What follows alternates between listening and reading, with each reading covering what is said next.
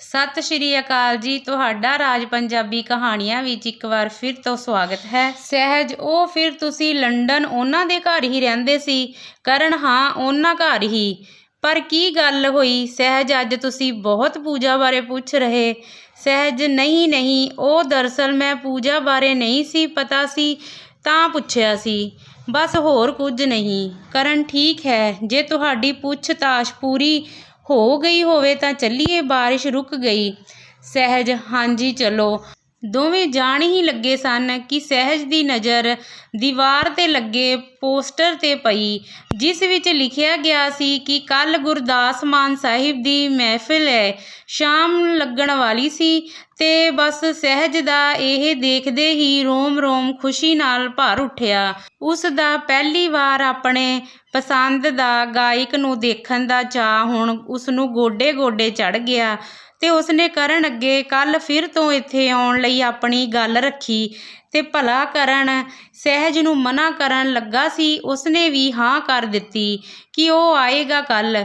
ਬਸ ਇਸੇ ਖੁਸ਼ੀ ਵਿੱਚ ਸਹਿਜ ਕਰਨ ਦੇ ਨਾਲ ਵਾਪਿਸ ਹੋਟਲ ਚਲੀ ਗਈ। ਦੂਜੇ ਦਿਨ ਦੋਵੇਂ ਜਾਣੇ ਰਾਤ ਹਨੇਰੇ ਤੱਕ ਸੌਣ ਦੀ ਵਜ੍ਹਾ ਲੇਟ ਉੱਠੇ ਤੇ ਉਦੋਂ ਤੱਕ ਹੋਟਲ ਵਿੱਚ ਨਾਸ਼ਤੇ ਦਾ ਵਕਤ ਵੀ ਖਤਮ ਹੋ ਚੁੱਕਾ ਸੀ। ਅੱਜ ਕਰਨ ਨੇ ਸਹਿਜ ਨਾਲ ਫਿਰ ਘੁੰਮਣ ਜਾਣ ਦਾ ਪਲਾਨ ਬਣਾਇਆ ਤੇ ਦੋਵੇਂ ਜਾਣੇ ਤਿਆਰ ਹੋ ਨਿਕਲ ਪਏ। ਤੇ ਬਾਹਰ ਜਾ ਹੀ ਉਹਨਾਂ ਕਿਸੇ ਪੰਜਾਬੀ ਹੋਟਲ ਤੋਂ ਆਲੂ ਦੇ ਪਰੌਂਠਿਆਂ ਦੇ ਦੇਸੀ ਸਵਾਦ ਦਾ ਆਨੰਦ ਮਾਣਿਆ। ਦੋਵੇਂ ਜਾਣੇ ਹੋਟਲ ਤੋਂ ਦੂਰ ਨਿਕਲ ਆਏ ਸਨ ਕਿ ਉਹ ਕਿਸੇ ਮਾਲ ਵਿੱਚ ਸ਼ਾਪਿੰਗ ਕਰ ਰਹੇ ਸਨ ਕਿ ਅਚਾਨਕ ਸਹਿਜ ਦੀ ਨਜ਼ਰ ਫਿਰ ਤੋਂ ਰੀਨਾ 'ਤੇ ਪਈ। ਇਸ ਵਾਰ ਸਹਿਜ ਦੀ ਨਜ਼ਰ ਪਈ ਕਿ ਰੀਨਾ ਕਿਸੇ ਦੁਕਾਨ 'ਤੇ ਪੋਚਾ ਲਗਾ ਰਹੀ ਸੀ। ਸਹਿਜ ਕਰਨ ਦੇ ਨਾਲ ਹੋਣ ਕਾਰਨ ਸਿੱਧਾ ਵੀ ਰੀਨਾ ਕੋਲ ਨਹੀਂ ਸੀ ਜਾ ਸਕਦੀ, ਤਾਂ ਇਸ ਲਈ ਉਸਨੇ ਕਰਨ ਨਾਲ ਬਹਾਨੇ ਨਾਲ ਉਸ ਦੁਕਾਨ 'ਤੇ ਜਾਣ ਦੀ ਸੋਚੀ ਤੇ ਚਲੀ ਗਈ। ਇਹ ਉਸ ਦੁਕਾਨ 'ਤੇ ਜਿੱਥੇ ਰੀਨਾ ਪੋਚਾ ਲਗਾ ਰਹੀ ਸੀ ਤੇ ਮੈਂ ਉੱਥੇ ਜਾ ਹੈਰਾਨ ਜਿਹੇ ਹੋ ਜਾਣ ਬੁੱਝ ਇੰਜ ਜਾਂ ਰੀਨਾ ਨੂੰ ਪੁੱਛਿਆ ਕਿ ਜਿਵੇਂ ਮੈਂ ਉਹਨੂੰ ਹੁਣੇ ਦੇਖਿਆ ਹੋਵੇ। ਸਹਿਜ ਰੀਨਾ ਰੀਨਾ ਤੁਸੀਂ ਇੱਥੇ? ਰੀਨਾ ਮੈਂ ਦੇਖ ਹੈਰਾਨ ਰਹਿ ਗਈ, ਜਿਵੇਂ ਉਸਦੇ ਚਿਹਰੇ ਦਾ ਰੰਗ ਉੱਡ ਗਿਆ ਹੋਵੇ ਤੇ ਉਹ ਮੈਨੂੰ ਦੇਖ ਉੱਥੋਂ ਇੱਧਰ ਉੱਧਰ ਜਾ ਵੀ ਨਹੀਂ ਸੀ ਸਕਦੀ। ਰੀਨਾ ਸੌਰੀ, ਤੁਸੀਂ ਕੌਣ? ਸਹਿਜ ਲਓ, ਤੁਸੀਂ ਮੈਨੂੰ ਭੁੱਲ ਗਏ। ਮੈਂ ਸਹਿਜ, ਆਪਾਂ ਮਿਲੇ ਸੀ ਨਾ ਹਫ਼ਤਾ ਪਹਿਲਾਂ ਹੋਟਲ ਵਿੱਚ। ਹਫ਼ਤਾ ਇਕੱਠੇ ਹੀ ਤਾਂ ਕਿੰਨੀਆਂ ਜਗ੍ਹਾ ਘੁੰਮੇ ਸੀ। ਰੀਨਾ ਉਹ ਤੁਸੀਂ, ਯਾਦ ਆਇਆ। ਸਹਿਜ ਤੁਸੀਂ ਇੱਥੇ ਕੀ ਕਰ ਰਹੇ ਹੋ? ਤੁਹਾਡਾ ਪਤੀ ਰਘੂ ਕਿੱਥੇ? ਰੀਨਾ ਰਘੂ ਉਹ ਹੋਟਲ ਹਨ। ਇੰਨੇ ਨੂੰ ਉਸ ਦੁਕਾਨ ਦੀ ਮਾਲਕਿਨ ਵੀ ਆ ਗਈ ਜੋ ਕਿ ਇੰਡੀਆ ਦੀ ਹੀ ਰਹਿਣ ਵਾਲੀ ਸੀ। ਉਹਨਾਂ ਸਾਨੂੰ ਰੀਨਾ ਨਾਲ ਗੱਲਬਾਤ ਕਰਦੇ ਵੇਖ ਪੁੱਛਿਆ ਕਿ ਤੁਸੀਂ ਇਸ ਨੂੰ ਜਾਣਦੇ ਹੋ? ਸਹਿਜ ਹਾਂਜੀ ਜਾਣਦੇ ਹਾਂ। ਮੈਂ ਉਸਨੂੰ ਕਿਹਾ। ਮਾਲਕਣ ਉਹ ਫਿਰ ਤਾਂ ਤੁਸੀਂ ਜਾਣਦੇ ਹੋਵੋਗੇ ਕਿ ਇਸ ਵਿਚਾਰੀ ਦੀ ਹਾਲਤ, ਇਸ ਦੇ ਪਤੀ ਨੇ ਇਸ ਨਾਲ ਕਿੱਡਾ ਵੱਡਾ ਧੋਖਾ ਕੀਤਾ। ਸਹਿਜ ਕੀ? ਪਤੀ ਨੇ ਧੋਖਾ ਕੀਤਾ? ਨਹੀਂ, ਮੈਨੂੰ ਨਹੀਂ ਪਤਾ ਇਸ ਬਾਰੇ ਮਾਲਕਣ। ਉਹ ਫਿਰ ਤੁਹਾਨੂੰ ਨਹੀਂ ਪਤਾ ਹੋਣਾ, ਵਿਚਾਰੀ 2 ਦਿਨ ਪਹਿਲਾਂ ਮੈਨੂੰ ਮਿਲੀ ਸੀ ਨਦੀ ਕਿਨਾਰੇ ਭੁੱਲ ਨਾਲ ਰੋਂਦੀ ਕੁਰਲਾਉਂਦੀ ਹੋਈ। ਉਦੋਂ ਹੀ ਇਸਨੇ ਦੱਸਿਆ ਸੀ ਕਿ ਇਸਦੇ ਪਤੀ ਨੇ ਇਸਨੂੰ ਛੱਡ ਇੱਥੇ ਕਿਸੇ ਗੋਰੀ ਨਾਲ ਵਿਆਹ ਕਰਵਾ ਲਿਆ ਹੈ। ਸਹਿਜ ਅੱਛਾ, ਇੰਨਾ ਕੁਝ ਹੋ ਗਿਆ। ਰੀਨਾ ਤੂੰ ਆਪਣੇ ਘਰ ਫੋਨ ਕਰ, ਨਹੀਂ ਦੱਸਿਆ? ਮਾਲਕਣ ਘਰ ਫੋਨ ਕਰ? ਕਿਸ ਘਰ ਫੋਨ ਕਰਦੀ? ਇਹ ਵਿਚਾਰੀ ਤਾਂ ਅਨਾਥ ਹੈ ਤੇ ਇਸਦੇ ਪਤੀ ਨੇ ਤਾਂ ਇਸ ਨਾਲ ਧੋਖੇ ਨਾਲ ਪਿਆਰ ਵਿਆਹ ਕਰਵਾ ਇਸਨੂੰ ਇੱਥੇ ਲਿਆ ਛੱਡ ਦਿੱਤਾ ਹੈ। ਸਹਿਜ ਅੱਛਾ। ਮੈਂ ਇਹ ਸੁਣ ਹੈਰਾਨ ਹੋ ਗਈ ਕਿ ਮੈਨੂੰ ਤਾਂ ਰੀਨਾ ਨੇ ਦੱਸਿਆ ਕਿ ਉਸਦਾ ਇੰਡੀਆ ਘਰ ਪਰਿਵਾਰ ਸਭ ਹੈ ਤੇ ਉਸਦੇ ਘਰ ਦੇ ਗੱਜ ਵੱਜ ਉਸਦਾ ਵਿਆਹ ਕੀਤਾ ਹੈ। ਤੇ ਕੀ ਰਘੂ ਇੰਜ ਦਾ ਹੋ ਸਕਦਾ ਹੈ? ਕਿ ਰੀਨਾ ਨੇ ਜੋ ਉਸਨੂੰ ਦੱਸਿਆ ਸੀ ਉਹ ਸੱਚ ਹੈ ਜਾਂ ਜੋ ਇਹ ਔਰਤ ਕਹਿ ਰਹੀ ਹੈ ਇਹ ਸੱਚ ਹੈ? ਕਰਨ ਚੱਲੋ ਸਹਿਜ, ਚੱਲਦੇ ਆਪਾਂ ਹੁਣ, ਫਿਰ ਆਪਾਂ ਜ਼ਰੂਰੀ ਕੰਮ ਵੀ ਜਾਣਾ ਸੀ, ਕਹਿ ਕਰਨ ਨੇ ਮੈਨੂੰ ਉੱਥੋਂ ਉਠਾ ਲਿਆ। ਜਦੋਂ ਬਾਹਰ ਆ ਮੈਂ ਕਰਨ ਤੋਂ ਪੁੱਛਿਆ ਕਿ ਉਹਨਾਂ ਮੈਨੂੰ ਰੀਨਾ ਨਾਲ ਗੱਲ ਕਿਉਂ ਨਹੀਂ ਕਰਨ ਦਿੱਤੀ, ਤਾਂ ਕਰਨ ਨੇ ਕਿਹਾ, ਕਰਨ ਮੈਂ ਪਹਿਲਾਂ ਹੀ ਕਿਹਾ ਸੀ ਨਾ ਸਹਿਜ ਕਿ ਮੈਨੂੰ ਇਹ ਠੀਕ ਨਹੀਂ ਲੱਗ ਰਹੇ। ਦੇਖਿਆ ਕਿੰਨਾ ਝੂਠ ਬੋਲਿਆ ਇਹਨਾਂ ਨੇ ਤੇ ਰੀਨਾ ਨੇ ਤੈਨੂੰ। ਮੈਨੂੰ ਬਹੁਤ ਗੁੱਸਾ ਆ ਰਿਹਾ। ਦੱਸ ਕੀ ਲੋੜ ਸੀ ਇਸਨੂੰ ਰਘੂ ਨਾਲ ਆਪਣੀ ਮਨਮਰਜ਼ੀ ਨਾਲ ਬਿਨਾਂ ਘਰਦਿਆਂ ਦੀ ਸਹਿਮਤੀ ਵਿਆਹ ਕਰਾਉਣ ਦੀ? ਸਹਿਜ ਪਰ ਉਹ ਔਰਤ ਤਾਂ ਦੱਸ ਰਹੀ ਸੀ ਕਿ ਉਹ ਅਨਾਥ ਹੈ। ਕਰਨ ਇੱਥੇ ਵੀ ਝੂਠ ਹੀ ਬੋਲਿਆ ਹੋਣਾ ਜਦੋਂ ਤੁਹਾਨੂੰ ਝੂਠ ਬੋਲ ਸਕਦੀ, ਪਰ ਮੈਨੂੰ ਲੱਗ ਰਿਹਾ ਸੀ ਕਿ ਨਹੀਂ, ਉਹ ਸੱਚ ਕਹਿ ਰਹੀ ਹੋਵੇਗੀ ਤੇ ਜ਼ਰੂਰ ਉਸ ਨਾਲ ਰਘੂ ਨੇ ਗਲਤ ਕੀਤਾ ਹੋਵੇਗਾ, ਕਿਉਂਕਿ ਉਸਨੂੰ ਜਦੋਂ ਉਸਨੇ ਆਪਣੇ ਰਿਸ਼ਤਿਆਂ ਨਾਤਿਆਂ ਦੀ ਗੱਲ ਕੀਤੀ ਸੀ ਤਾਂ ਰੀਨਾ ਨੂੰ ਉਸਨੇ ਪਰਖਿਆ ਸੀ ਕਿ ਜ਼ਿਆਦਾ ਕੁਝ ਰਿਸ਼ਤਿਆਂ ਬਾਰੇ ਗਿਆਨ ਨਹੀਂ ਸੀ। ਪਰ ਸਹਿਜ ਕਰਨ ਨਾਲ ਫਿਰ ਚੁੱਪਚਾਪ ਵਾਪਿਸ ਆ ਗਈ ਤੇ ਹੁਣ ਫਿਰ ਉਹ ਦੋਵੇਂ ਸ਼ਾਮ ਹੋਈ ਤੇ ਮਿਊਜ਼ੀਅਮ ਲਈ ਤਿਆਰ ਹੋਣ ਲੱਗੇ। ਕਰਨ, ਸਹਿਜ ਜਲਦੀ ਤਿਆਰ ਹੋ ਜਾਓ। ਸਹਿਜ, ਹਾਂਜੀ। ਸਹਿਜ ਦਾ ਰੀਨਾ ਦਾ ਹਾਲ ਅੱਜ ਜਾਣ ਦਾ ਬਿਲਕੁਲ ਮਨ ਨਹੀਂ ਸੀ, ਪਰ ਹੁਣ ਕਰਨ ਨੂੰ ਵੀ ਨਾਰਾਜ਼ ਨਹੀਂ ਸੀ ਕਰ ਸਕਦੀ। ਇਸੇ ਲਈ ਤਿਆਰ ਹੋ ਖੁਸ਼ੀ-ਖੁਸ਼ੀ ਕਰਨ ਦੇ ਨਾਲ ਚਲੀ ਗਈ। ਮਿਊਜ਼ੀਅਮ ਪਹੁੰਚ ਆਪਣੀਆਂ ਅੱਖਾਂ ਸਾਹਵੇਂ ਗੁਰਦਾਸ ਮਾਨ ਸਾਹਿਬ ਨੂੰ ਦੇਖ ਮੈਂ ਬਹੁਤ ਖੁਸ਼ ਹੋਈ ਤੇ ਉਹਨਾਂ ਦੇ ਮਧੁਰ ਆਵਾਜ਼ ਦੇ ਸੰਗੀਤ ਵਿੱਚ ਮੈਂ ਐਸਾ ਡੁੱਬੀ ਕਿ ਮੇਰੀਆਂ ਸਭੇ ਚਿੰਤਾਵਾਂ ਦੂਰ ਹੋ ਗਈਆਂ। ਰੀਨਾ ਮੇਰੇ ਦਿਮਾਗ ਵਿੱਚੋਂ ਬਹੁਤ ਦੂਰ ਚਲੀ ਗਈ ਤੇ ਮੈਂ ਬਸ ਕਰਨ ਦੇ ਮੋਢੇ 'ਤੇ ਸਿਰ ਧਰ ਮੈਨੂੰ ਸੰਗੀਤ ਦੀ ਦੁਨੀਆ ਵਿੱਚ ਖੋਈ ਰਹੀ। 3 ਘੰਟੇ ਕਦੋਂ ਬੀਤ ਗਏ ਮੈਨੂੰ ਪਤਾ ਹੀ ਨਾ ਚੱਲਿਆ। ਜਦੋਂ 3 ਘੰਟੇ ਬੀਤ ਗਏ ਤਾਂ ਕਰਨ ਨੇ ਮੈਨੂੰ ਹਿਲਾਇਆ ਤੇ ਕਿਹਾ ਕਿ ਚੱਲੋ ਹੁਣ ਸਹਿਜ ਚੱਲੀਏ, ਸੰਗੀਤ ਸਭਾ ਖਤਮ ਹੋ ਚੁੱਕੀ ਹੈ। ਜਦੋਂ ਮੈਨੂੰ ਹੋਸ਼ ਆਇਆ ਤੇ ਮੈਂ ਕਰਨ ਨੂੰ ਕਿਹਾ, ਸਹਿਜ ਇੰਨੀ ਜਲਦੀ ਖਤਮ ਹੋ ਗਈ? ਕਰਨ, ਹਾਂਜੀ ਮੈਡਮ, 3 ਘੰਟੇ ਹੋ ਗਏ ਹਨ। ਸਹਿਜ, ਅੱਛਾ ਜੀ, 3 ਘੰਟੇ ਹੋ ਗਏ? ਕਰਨ, ਹਾਂਜੀ, ਚੱਲੀਏ। ਮੈਂ ਉੱਠ ਕਰਨ ਨਾਲ ਬਾਹਰ ਆ ਗਈ, ਜਿੱਥੇ ਬਹੁਤ ਸਾਰੇ ਲੋਕ ਗੁਰਦਾਸ ਮਾਨ ਸਾਹਿਬ ਦਾ ਆਟੋਗ੍ਰਾਫ ਲੈ ਰਹੇ ਸਨ। ਮੈਂ ਵੀ ਆਟੋਗ੍ਰਾਫ ਲੈਣਾ ਚਾਹਿਆ, ਪਰ ਪੇਪਰ ਨਾ ਹੋਣ ਦੀ ਵਜ੍ਹਾ ਮੈਂ ਆਪਣਾ ਸਫੇਦ ਰੁਮਾਲ ਨਿਕਾਲ ਆਟੋਗ੍ਰਾਫ ਲੈਣ ਲਈ ਅੱਗੇ ਕਰ ਦਿੱਤਾ, ਜਿਸ ਨੂੰ ਦੇਖ ਗੁਰਦਾਸ ਮਾਨ ਸਾਹਿਬ ਨੇ ਮੈਨੂੰ ਹੱਥ ਵਿੱਚ ਰੁਮਾਲ ਫੜਿਆ ਦੇਖਿਆ ਤੇ ਕਿਹਾ, ਉਹਨਾਂ ਮੈਨੂੰ ਬੁਲਾ ਕਿਹਾ ਕਿ ਮੈਂ ਅੱਜ ਪਹਿਲੀ ਵਾਰ ਮੇਰਾ ਐਸਾ ਫੈਨ ਚਹੇਤਾ ਦੇਖਿਆ ਜਿਸ ਕੋਲ ਕਾਗਜ਼ ਨਾ ਹੋਣ ਕਾਰਨ ਉਹ ਰੁਮਾਲ ਤੇ ਆਟੋਗ੍ਰਾਫ ਲੈ ਰਿਹਾ। ਮੈਨੂੰ ਬਹੁਤ ਖੁਸ਼ੀ ਹੋਈ ਕਿ ਗੁਰਦਾਸ ਮਾਨ ਸਾਹਿਬ ਨੇ ਮੈਨੂੰ ਇੰਨਾ ਮਾਣ ਤੇ ਪਿਆਰ ਦਿੱਤਾ। ਉਸ ਬਾਅਦ ਅਸੀਂ ਵਾਪਿਸ ਆ ਗਏ ਤੇ ਰਾਤ ਇੰਜ ਹੀ ਬੀਤ ਗਈ।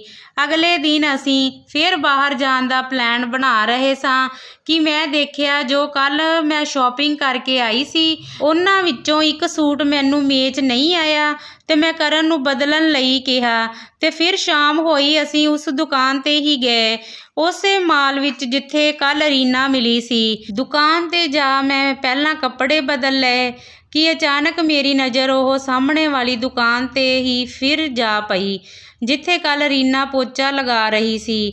ਪਰ ਹੁਣ ਉਸ ਦੁਕਾਨ 'ਤੇ ਸਿਰਫ ਉਹ ਔਰਤ ਇਕੱਲੀ ਹੀ ਦਿਖਾਈ ਦੇ ਰਹੀ ਸੀ। ਮੈਂ ਆਸੇ-ਪਾਸੇ ਦੇਖਿਆ, ਰੀਨਾ ਮੈਨੂੰ ਦਿਖਾਈ ਨਾ ਦਿੱਤੀ। ਫਿਰ ਮੈਂ ਉਸ ਦੁਕਾਨ 'ਤੇ ਜਾ ਉਸ ਔਰਤ ਨੂੰ ਪੁੱਛਿਆ, ਸਹਿਜ, ਸਤਿ ਸ਼੍ਰੀ ਅਕਾਲ ਆਂਟੀ ਜੀ। ਆਂਟੀ ਜੀ, ਰੀਨਾ ਦਿਖਾਈ ਨਹੀਂ ਦੇ ਰਹੀ। ਦੁਕਾਨ ਵਾਲੀ ਔਰਤ, ਸਤਿ ਸ਼੍ਰੀ ਅਕਾਲ। ਰੀਨਾ, ਦਰਅਸਲ ਉਹ ਅੱਜ ਹੀ ਆਪਣੇ ਬਣਦੇ ਪੈਸੇ ਲੈ ਚਲੀ ਗਈ ਹੈ। ਸਹਿਜ, ਚਲੀ ਗਈ ਹੈ? ਮਤਲਬ? ਔਰਤ, ਮਤਲਬ ਕੰਮ ਛੱਡ। ਸਹਿਜ, ਕੰਮ ਛੱਡ ਕਿਉਂ? ਕੀ ਹੋਇਆ? ਕਿੱਥੇ ਚਲੀ ਗਈ? ਔਰਤ, ਉਹ ਕਹਿ ਰਹੀ ਸੀ ਕਿ ਉਸਨੂੰ ਉਸਦਾ ਪਤੀ ਮਿਲਿਆ ਸੀ ਤੇ ਉਸ ਨਾਲ ਹੀ ਗਈ ਹੈ। ਕਹਿ ਰਹੀ ਸੀ ਕਿ ਉਸਦੇ ਪਤੀ ਨੂੰ ਆਪਣੀ ਗਲਤੀ ਦਾ ਅਹਿਸਾਸ ਹੋ ਗਿਆ ਹੈ ਤੇ ਉਹ ਹੁਣ ਉਸ ਤੋਂ ਮਾਫ਼ੀ ਮੰਗ ਉਸ ਨੂੰ ਨਾਲ ਲੈ ਕੇ ਗਿਆ ਹੈ। ਇਸੇ ਲਈ ਉਹ ਕੰਮ ਛੱਡ ਆਪਣੇ ਬਣਦੇ ਪੈਸੇ ਲੈ ਚਲੀ ਗਈ। ਕਰਨ, ਚਲੋ ਫਿਰ ਤਾਂ ਵਧੀਆ ਹੋਇਆ। ਸਹਿਜ, ਵਧੀਆ? ਫਿਰ ਤਾਂ ਬਹੁਤ। ਚਲੋ ਹੁਣ ਦੋਵੇਂ ਖੁਸ਼ ਰਹਿਣਗੇ। ਵੈਸੇ ਵੀ ਹੁਣ ਤਾਂ ਉਸਦੇ ਪਤੀ ਨੂੰ ਗਲਤੀ ਦਾ ਵੀ ਅਹਿਸਾਸ ਹੋ ਗਿਆ ਆਪਣੀ। ਮੈਂ ਸੋਚਿਆ ਚਲੋ ਚੰਗਾ ਹੈ, ਹੁਣ ਉਹ ਜਿੱਥੇ ਵੀ ਰਹੇਗੀ ਰਾਜੀ ਖੁਸ਼ੀ ਰਹੇਗੀ। ਇਸ ਤੋਂ ਬਾਅਦ ਮੈਂ ਤੇ ਕਰਨ ਉੱਥੋਂ ਵਾਪਿਸ ਆ ਗਏ। ਫਿਰ ਇੰਜ ਹੀ ਸਾਨੂੰ ਉੱਥੇ 1 ਮਹੀਨਾ ਖੁਸ਼ੀ-ਖੁਸ਼ੀ ਬੀਤ ਗਿਆ ਤੇ ਆਖਿਰ ਦਿਨ ਆ ਗਿਆ ਜਦੋਂ ਹੁਣ ਅਸੀਂ ਵਾਪਿਸ ਇੰਡੀਆ ਆਉਣਾ ਸੀ। ਅਸੀਂ ਆਪਣੀਆਂ ਟਿਕਟਾਂ ਤੇ ਸਮਾਨ ਲੈ ਏਅਰਪੋਰਟ ਪਹੁੰਚੇ ਤੇ ਜਹਾਜ਼ ਵੀ ਸਾਡਾ ਚੱਲਣ ਵਾਲਾ ਸੀ ਤੇ ਸਾਡੀਆਂ ਸੀਟਾਂ ਵੀ ਅੱਗੇ ਹੀ ਸਨ ਤੇ ਕੁਝ ਹੀ ਪਲਾਂ ਵਿੱਚ ਅਸੀਂ ਜਹਾਜ਼ ਵਿੱਚ ਬੱਦਲਾਂ ਦੀ ਸੈਰ ਕਰਦੇ ਆਸਮਾਨ ਨੂੰ ਛੂੰਹਦੇ ਹੋਏ ਕਈ ਘੰਟਿਆਂ ਦਾ ਸਫ਼ਰ ਤੈਅ ਕਰ ਦਿੱਲੀ ਏਅਰਪੋਰਟ 'ਤੇ ਆ ਪਹੁੰਚੇ। ਦਿੱਲੀ ਏਅਰਪੋਰਟ ਪਹੁੰਚਿਆਂ ਹੀ ਅਸੀਂ ਅੱਗੇ ਸੀਟਾਂ ਹੋਣ ਦੇ ਕਾਰਨ ਜਲਦੀ ਜਹਾਜ਼ ਵਿੱਚੋਂ ਬਾਹਰ ਆ ਗਏ ਅਤੇ ਸਮਾਨ ਲੈਣ ਲਈ ਵੇਟਿੰਗ ਵਾਲੀ ਲਾਈਨ ਵਿੱਚ ਜਾ ਬੈਠੇ। ਅਸੀਂ ਕੁਝ ਕੁ ਵਕਤ ਬੈਠੇ ਹੀ ਕਿ ਮੈਨੂੰ ਪਿਆਸ ਲੱਗ ਆਈ।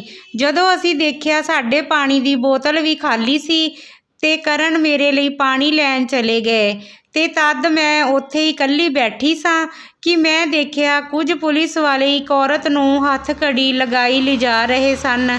ਸਭੇ ਉਹਨਾਂ ਵੱਲ ਦੇਖ ਰਹੇ ਸਨ।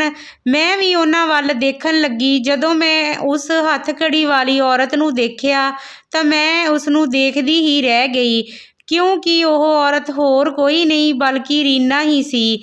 ਰੀਨਾ ਨੂੰ ਪੁਲਿਸ ਵਾਲੇ ਤੇ ਰਘੂ ਮੈਨੂੰ ਕਿਤੇ ਦਿਖਾਈ ਨਾ ਦਿੱਤਾ ਅਤੇ ਮੈਂ ਰੀਨਾ ਨੂੰ ਦੇਖ ਕਦੋਂ ਉੱਠ ਉਸਦੇ ਪਿੱਛੇ ਚੱਲ ਪਈ ਮੈਨੂੰ ਪਤਾ ਹੀ ਨਾ ਲੱਗਾ। ਥੋੜ੍ਹੀ ਦੂਰ ਜਾ ਦੂਜੇ ਪੁਲਿਸ ਵਾਲੇ ਸਨ ਅਤੇ ਜੋ ਪੁਲਿਸ ਵਾਲੇ ਰੀਨਾ ਨਾਲ ਸਨ ਉਹ ਇੰਜ ਲੱਗ ਰਿਹਾ ਸੀ ਜਿਵੇਂ ਵਿਦੇਸ਼ ਦੇ ਹੋਣ। ਅਤੇ ਫਿਰ ਉਹਨਾਂ ਰੀਨਾ ਦੀ ਹੱਥਕੜੀ ਦੂਜੇ ਪੁਲਿਸ ਵਾਲਿਆਂ ਨੂੰ ਫੜਾ ਦਿੱਤੀ ਜੋ ਕਿ ਦਿੱਲੀ ਪੁਲਿਸ ਵਾਲੇ ਸਨ। ਮੈਂ ਇਹ ਸਭ ਦੇਖ ਰਹੀ ਸੀ, ਪਰ ਕੀ ਹੋ ਰਿਹਾ ਸੀ ਮੈਨੂੰ ਕੁਝ ਸਮਝ ਨਹੀਂ ਸੀ ਆ ਰਿਹਾ।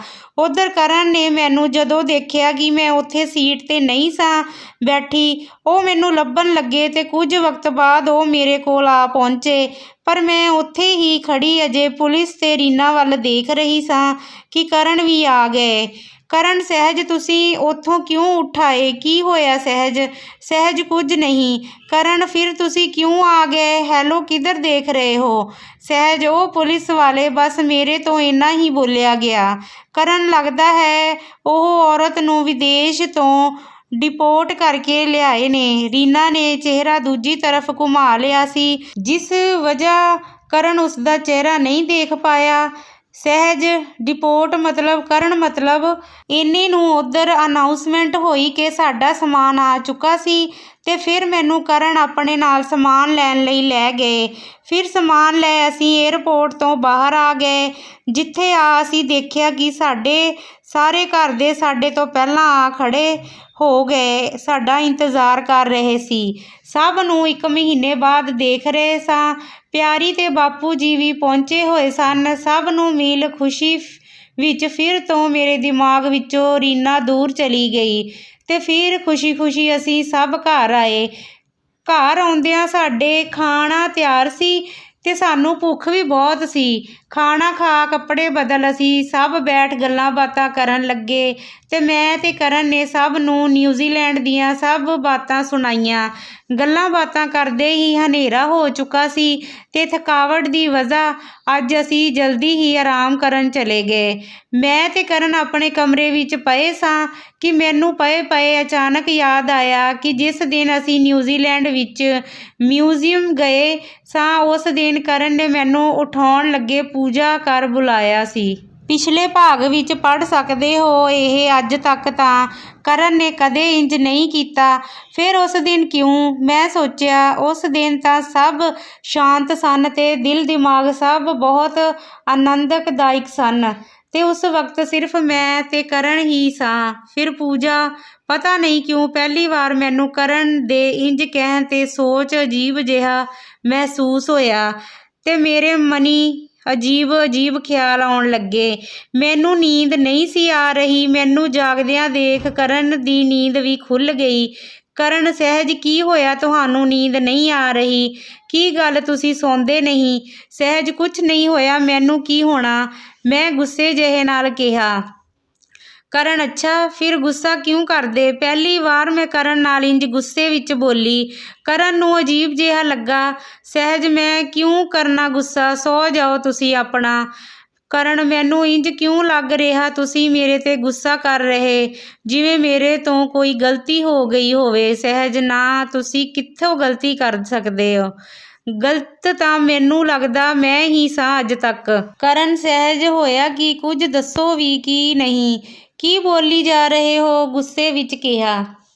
ਸਹਿਜ, ਹਾਂਜੀ ਹਾਂਜੀ ਕਰੋ ਗੁੱਸਾ ਤੁਸੀਂ। ਕਰਨ ਦੱਸੋ। ਸਹਿਜ ਨਹੀਂ, ਮੈਨੂੰ ਇਹ ਦੱਸੋ ਕਿ ਤੁਸੀਂ ਉਸ ਦਿਨ ਜਦੋਂ ਆਪਾਂ ਗਏ ਸੀ ਸੰਗੀਤ ਸਭਾ 'ਤੇ ਮੈਨੂੰ ਪੂਜਾ ਕਹਿ ਕਿਉਂ ਬੁਲਾਇਆ ਸੀ? ਮੇਰਾ ਨਾਮ ਤਾਂ ਸਹਿਜ ਹੈ ਨਾ। ਕਰਨ ਪੂਜਾ ਕਹਿ। ਸਹਿਜ ਹਾਂਜੀ ਜੀ ਪੂਜਾ। ਕਰਨ ਉਹ ਅੱਛਾ, ਮਤਲਬ ਇਸ ਲਈ ਇੰਨਾ ਗੁੱਸਾ? ਨਹੀਂ, ਇਸ ਗੱਲ ਨੂੰ ਤਾਂ ਕਾਫੀ ਦਿਨ ਬੀਤ ਗਏ। ਉਸ ਦਿਨ ਦਾ ਕਿਉਂ ਨਹੀਂ ਪੁੱਛਿਆ? ਅੱਜ ਹੀ ਕਿਉਂ? ਸਹਿਜ ਮੈਨੂੰ ਨਹੀਂ ਪਤਾ, ਦੱਸੋ। ਮੈਂ ਭੁੱਲ ਗਈ ਸੀ, ਹੁਣ ਯਾਦ ਆਇਆ, ਨਹੀਂ ਤਾਂ ਉਦੋਂ ਹੀ ਪੁੱਛਦੀ ਤੇ ਛੱਡ ਕੇ ਆਉਂਦੀ ਤੁਹਾਨੂੰ ਉੱਥੇ ਹੀ ਇਕੱਲਿਆਂ ਨੂੰ। ਕਰਨ ਫਿਰ ਕੀ ਹੁੰਦਾ, ਪਾਸਪੋਰਟ ਮੇਰੇ ਕੋਲ ਆ, ਮੈਂ ਆ ਜਾਂਦਾ ਆਪ ਹੀ। ਸਹਿਜ ਲੈ ਉਹ ਵੀ ਮੈਂ ਆਪਣੇ ਨਾਲ ਲਿਆਉਂਦੀ, ਫਿਰ ਉੱਥੇ ਹੀ ਰਹਿ ਜਾਣਾ ਸੀ ਤੁਸੀਂ। ਕਰਨ ਅੱਛਾ, ਮੈਨੂੰ ਇਕੱਲਿਆਂ ਛੱਡ ਦਿੰਦੇ ਤੁਸੀਂ ਸੱਚੀ? ਸਹਿਜ ਹਾਂਜੀ ਜੀ। ਕਰਨ ਠੀਕ ਹੈ, ਫਿਰ ਕੀ? ਫਿਰ ਮੈਨੂੰ ਉਹਨਾਂ ਨੇ ਆਪ ਹੀ ਡਿਪੋਰਟ ਕਰ ਛੱਡ ਜਾਣਾ ਸੀ। ਪਰ ਪਹੁੰਚ ਤਾਂ ਮੈਂ ਜਾਣਾ ਹੀ ਸੀ ਮੈਡਮ ਤੁਹਾਡੀ ਜਾਨ ਖਾਨ ਨੂੰ। ਹੱਸਦੇ ਹੋਏ ਕਿਹਾ। ਸਹਿਜ ਅੱਛਾ ਜੀ, ਐਵੇਂ ਕਿਵੇਂ ਪਹੁੰਚ ਜਾਂਦੇ? ਨਾਲੇ ਡਿਪੋਰਟ ਕਰ ਮਤਲਬ? ਕਰਨ ਮਤਲਬ ਕਿ ਜਦੋਂ ਤੁਸੀਂ ਮੇਰਾ ਪਾਸਪੋਰਟ ਲੈ ਆਉਂਦੇ ਫਿਰ ਮੈਨੂੰ ਉੱਥੇ ਗਿਆ ਟਾਈਮ ਵੀ ਪੂਰਾ ਹੋ ਜਾਂਦਾ ਤੇ ਮੇਰੇ ਕੋਲ ਕਾਗਜ਼ ਪੱਤਰ ਨਾ ਹੁੰਦੇ। ਇਹਦਾ ਮਤਲਬ ਇਹ ਹੁੰਦਾ ਕਿ ਮੈਂ ਗਲਤ ਢੰਗ ਨਾਲ ਰਹਿ ਰਿਹਾ ਉੱਥੇ। ਫਿਰ ਜੇ ਪੁਲਿਸ ਨੂੰ ਪਤਾ ਚੱਲ ਜਾਂਦਾ ਫਿਰ ਉਹਨਾਂ ਨੇ ਮੈਨੂੰ ਛੱਡਣ ਆਉਣਾ ਸੀ ਆਪ। ਨਾਲੇ ਤੁਸੀਂ ਮੈਨੂੰ ਇਕੱਲੇ ਛੱਡਣ ਨੂੰ ਕਹਿੰਦੇ, ਮੈਨੂੰ ਛੱਡਣ ਆਉਂਦੇ ਉਹ ਆਪ? ਸਹਿਜ ਮਤਲਬ ਕਿਵੇਂ? ਏਅਰਪੋਰਟ 'ਤੇ ਉਹ ਪੁਲਿਸ ਵਾਲੇ? ਕਰਨ ਹਾਂ ਹਾਂ ਉਸੇ ਤਰ੍ਹਾਂ, ਪਰ ਫਿਰ ਮੈਂ ਮੁੜ ਕਦੇ ਨਿਊਜ਼ੀਲੈਂਡ ਨਹੀਂ ਸੀ ਜਾ ਸਕਦਾ। ਸਹਿਜ ਅੱਛਾ। ਕਰਨ ਹਾਂ ਬਾਬਾ ਹੋ ਗਿਆ ਸ਼ਾਂਤ, ਗੁੱਸਾ ਸੋਈਏ ਹੁਣ? ਸਹਿਜ ਨਹੀਂ, ਪਹਿਲਾਂ ਦੱਸੋ ਕਰਨ ਕੀ? ਸਹਿਜ ਪੂਜਾ ਕਿਉਂ ਕਿਹਾ ਸੀ? ਕਰਨ ਓਹੋ ਬਾਬਾ ਜੀ, ਗਲਤੀ ਨਾਲ ਕਹਿ ਹੋ ਗਿਆ ਸੀ। ਸਹਿਜ ਗਲਤੀ ਨਾਲ? ਕੁਝ ਹੋਰ ਵੀ ਕਹਿ ਸਕਦੇ ਸੀ, ਪੂਜਾ ਹੀ ਕਿਉਂ? ਦੱਸੋ। ਕਰਨ ਓਹੋ ਬਾਬਾ, ਉਹ ਤਾਂ ਕਿਹਾ ਗਿਆ ਕਿ ਪੂਜਾ ਨੂੰ ਵੀ ਗੁਰਦਾਸ ਮਾਨ ਸਾਹਿਬ ਬਹੁਤ ਪਸੰਦ ਸੀ ਤੇ ਲੰਡਨ ਮੈਂ ਤੇ ਪੂਜਾ ਕਾਫੀ ਵਾਰ ਗਏ ਸੀ ਸੁਣਨ। ਬਸ ਹੁਣ ਖੁਸ਼? ਸਹਿਜ ਅੱਛਾ ਜੀ, ਮੈਨੂੰ ਤਾਂ ਤੁਸੀਂ ਪਹਿਲਾਂ ਇਹ ਕਦੇ ਦੱਸਿਆ ਹੀ ਨਹੀਂ। ਕਰਨ ਇਸ ਵਿੱਚ ਕੀ ਦੱਸਣ ਵਾਲਾ ਸੀ? ਸਹਿਜ ਕਿਉਂ ਦੱਸ ਸਕਦੇ ਸੀ, ਪਤਾ ਨਹੀਂ ਮੇਰੇ ਦਿਮਾਗ ਵਿੱਚ ਕੀ ਕੁਝ ਆਈ ਜਾ ਰਿਹਾ ਸੀ। ਕਰਨ ਦਿਮਾਗ ਵਿੱਚ ਕੀ ਕੁਝ ਮਤਲਬ? ਸਹਿਜ ਪੂਜਾ ਮੇਰੀ ਬਹੁਤ ਚੰਗੀ ਦੋਸਤ ਸੀ। ਠੀਕ ਹੈ, ਹੋਰ ਕੁਝ ਨਹੀਂ, ਗੁੱਡ ਨਾਈਟ। ਗੁੱਸੇ ਵਿੱਚ ਆ ਕਰਨ ਸੌ ਗਿਆ। ਸਹਿਜ ਸੌਰੀ ਕਰਨ, ਸੌਰੀ, ਮੇਰਾ ਇਹ ਮਤਲਬ ਨਹੀਂ ਸੀ। ਕਰਨ ਸਹਿਜ ਸੌ ਜਾਓ, ਮੈਨੂੰ ਬਹੁਤ ਨੀਂਦ ਆ ਰਹੀ, ਹੁਣ ਕੱਲ ਉੱਠ ਕੇ ਗੱਲ ਕਰਦੇ। ਸਹਿਜ ਨਹੀਂ, ਪਹਿਲਾਂ ਦੱਸੋ ਤੁਸੀਂ ਗੁੱਸਾ ਤਾਂ ਨਹੀਂ? ਇੰਨੇ ਨੂੰ ਕਰਨ ਸੌ ਚੁੱਕਾ ਸੀ। ਦੂਜਾ ਦਿਨ ਹੋਇਆ, ਕਰਨ ਦਾ ਮੂਡ ਅਜੇ ਵੀ ਖਰਾਬ ਹੀ ਸੀ। ਉਹ ਮੇਰੇ ਨਾਲ ਗੁੱਸਾ ਹੀ ਸਨ ਤੇ ਸਵੇਰੇ ਜਲਦੀ ਉੱਠ ਹਸਪਤਾਲ ਚਲੇ ਗਏ। ਜਦੋਂ ਮੈਂ ਉੱਠੀ ਮੈਨੂੰ ਪਤਾ ਚੱਲਿਆ ਕਿ ਕਰਨ ਹਸਪਤਾਲ ਚਲੇ ਗਏ ਹਨ। ਦੂਜੇ ਦਿਨ ਵੀ ਕਰਨ ਨੇ ਇੰਜ ਹੀ ਕੀਤਾ ਤੇ ਕਰਨ ਦੇ ਜਾਣ ਤੋਂ ਬਾਅਦ ਮੈਂ ਦਾਦੀ ਨਾਲ ਦੁਪਹਿਰ ਵਕਤ ਬਾਜ਼ਾਰ ਚਲੀ ਗਈ। ਬਾਜ਼ਾਰ ਜਾ ਦਾਦੀ ਜੀ ਇੱਕ ਦੁਕਾਨ ਤੋਂ ਜੁੱਤੀ ਖਰੀਦਣ ਲੱਗੇ ਕਿ ਉੱਥੇ ਮੈਂ ਦੇਖਿਆ ਕਿ ਰੀਨਾ ਸੀ ਤੇ ਉਹ ਵੀ ਇੱਕ ਬੁੱਢੀ ਜਿਹੀ ਔਰਤ ਨੂੰ ਜੁੱਤੀ ਖਰੀਦ ਲੈ ਰਹੀ ਸੀ। ਮੈਂ ਕੋਲ ਜਾ ਜਦੋਂ ਦੇਖਿਆ ਤਾਂ ਰੀਨਾ ਉਸ ਔਰਤ ਨੂੰ ਮਾਂ ਕਹਿ ਪੁਕਾਰ ਰਹੀ ਸੀ। ਸਹਿਜ ਰੀਨਾ, ਤੁਸੀਂ ਇੱਥੇ? ਰੀਨਾ ਜੀ, ਮੈਨੂੰ ਦੇਖ ਡਰ ਜਿਹੀ ਗਈ। ਸਹਿਜ ਹਾਂ ਰੀਨਾ, ਮੈਂ ਸਹਿਜ। ਤੁਸੀਂ ਕਿਵੇਂ ਹੋ ਤੇ ਮਾਤਾ ਜੀ ਹਨ ਤੁਹਾਡੇ? ਮਾਤਾ ਰੀਨਾ ਦੇ ਬੇਟਾ, ਤੁਸੀਂ ਜਾਣਦੇ ਹੋ ਰੀਨਾ ਨੂੰ? ਸਹਿਜ ਹਾਂਜੀ, ਉਹ ਮੈਨੂੰ ਨਿਊ ਕਹਿ ਹੀ ਰਹੀ ਸੀ ਕਿ ਰੀਨਾ ਹਾਂਜੀ, ਮੈਨੂੰ ਇੱਕ ਨਿਊ ਦਿੱਲੀ ਮਿਲੇ ਸਨ, ਦੱਸਿਆ ਸੀ ਨਾ ਮਾਂ ਮੈਂ ਨਿਊ ਦਿੱਲੀ ਬਾਰੇ। ਮਾਤਾ ਰੀਨਾ ਦੇ ਉਹ ਠੀਕ ਹੈ, ਪਤਾ ਹੈ ਬੇਟਾ, ਮੇਰੀ ਧੀ ਨੇ ਗਲਤੀ ਕੀਤੀ, ਪਰ ਜੇ ਸੁਬਹ ਦਾ ਭੁੱਲਿਆ ਸ਼ਾਮ ਨੂੰ ਘਰ ਆ ਜਾਵੇ ਤਾਂ ਉਹ ਭੁੱਲਿਆ ਨਹੀਂ ਕਹਿੰਦੇ।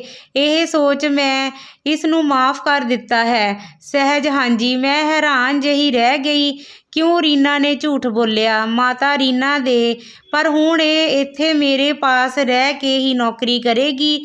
ਬਸ ਰੱਬ ਕਰੇ ਇਸ ਨੂੰ ਨੌਕਰੀ ਮਿਲ ਜਾਵੇ।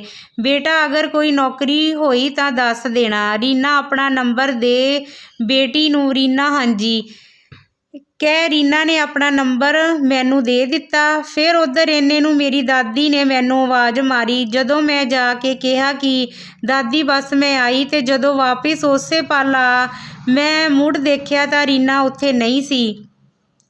ਮੈਂ ਆਸੇ-ਪਾਸੇ ਸਭ ਦੇਖਿਆ ਪਰ ਮੈਨੂੰ ਰੀਨਾ ਤੇ ਉਸਦੀ ਮਾਂ ਦੂਰ-ਦੂਰ ਤੱਕ ਕਿਤੇ ਨਜ਼ਰ ਨਾ ਆਈਆਂ। ਉਸ ਤੋਂ ਬਾਅਦ ਫਿਰ ਮੈਂ ਤੇ ਦਾਦੀ ਵਾਪਿਸ ਆ ਗਏ ਤੇ ਮੈਂ ਸੋਚ ਰਹੀ ਸੀ ਤੇ ਮੈਨੂੰ ਸਮਝ ਨਹੀਂ ਆ ਰਿਹਾ ਸੀ। ਹਰ ਵਾਰ ਰੀਨਾ ਦਾ ਝੂਠ, ਹਰ ਵਾਰ ਉਹ ਕੁਝ ਨਾ ਕੁਝ ਨਵਾਂ ਕਹਿ ਰਹੀ ਸੀ। ਸਮਝ ਨਹੀਂ ਆ ਰਿਹਾ ਸੀ ਕਿ ਸੱਚ ਕੀ ਹੈ। ਪਰ ਰੀਨਾ ਦਾ ਹੁਣ ਇਹ ਸਵਾਲ ਮੈਨੂੰ ਪਰੇਸ਼ਾਨ ਕਰ ਰਿਹਾ ਸੀ। ਮੈਂ ਜਾਣਨਾ ਚਾਹੁੰਦੀ ਸੀ ਰੀਨਾ ਦੀ ਸੱਚਾਈ।